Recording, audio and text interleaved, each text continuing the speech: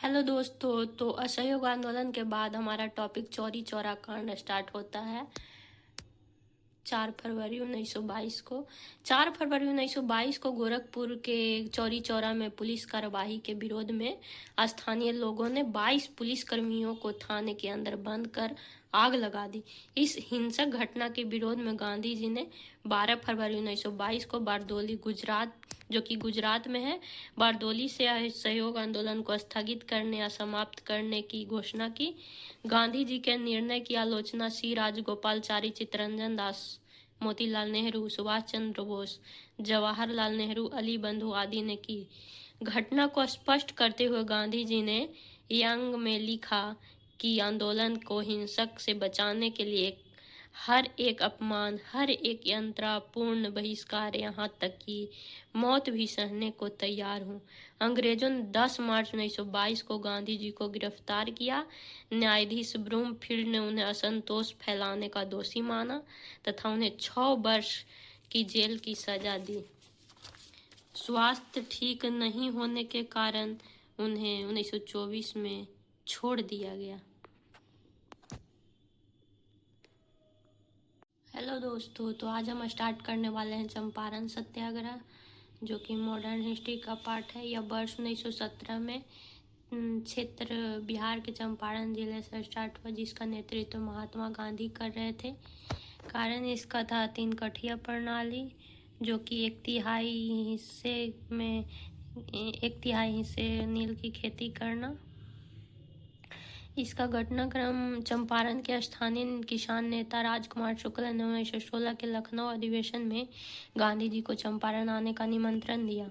गांधी जी ने 10 अप्रैल 1917 को पटना तथा 15 अप्रैल 1917 को चंपारण पहुंचे। गांधी जी ने प्लांट्स एसोसिएशन के अध्यक्ष J.M. विल्सन ने सहायता की मांग की। मोतिहारी के जिला मजिस्ट्रेट ने हार्डकॉक ने गांधी जी को चंपारण छोड़ने का आदेश दिया। उन्होंने आदेश की अवज्ञा की। गांधी जी को जहर मिले भोजन खाने से बत्तख मियाँ ने बचाया।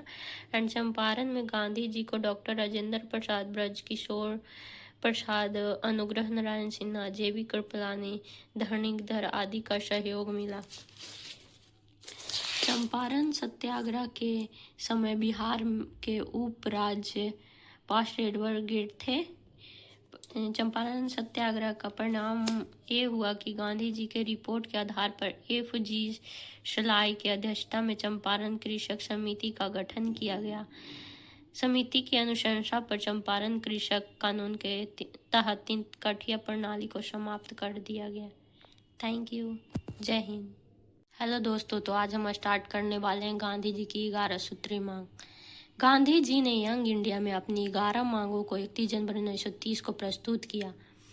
पहला, सेना के व्यय में 50% की कटौती, पूर्ण शराबबंदी, राजनैतिक कैदियों की रिहाई, भारतीयों को आत्मरक्षा हेतु हथियार रखने की अनुमति दी जाए, भू राजस्व में 50% की कटौती की जाए, रुपये के विनिमय दर को 1 शिलिंग 4 पेन के बराबर किया जाए, नमक कर को समाप्त किया जाए, भारतीय कपड़ा उद्योग को संरक्षण दिया जाए, भारतीय नौवहन को भारतीय के लिए आरक्षित किया जाए, एंड आपराधिक गुप्तचर विभाग में सुधार किया जाए, एंड नशीले वस्तुओं के क्रय विक्रय को प्रतिबंधित किया जाए। गांधी जी के इन मांगों पर कोई पहल नहीं की। अतः 14 फरवरी 1930 को साबरमती में बैठक के दौरान गांधी जी ने कहा, मैंने रोटी मांगी थी, मुझे पत्थर मिला।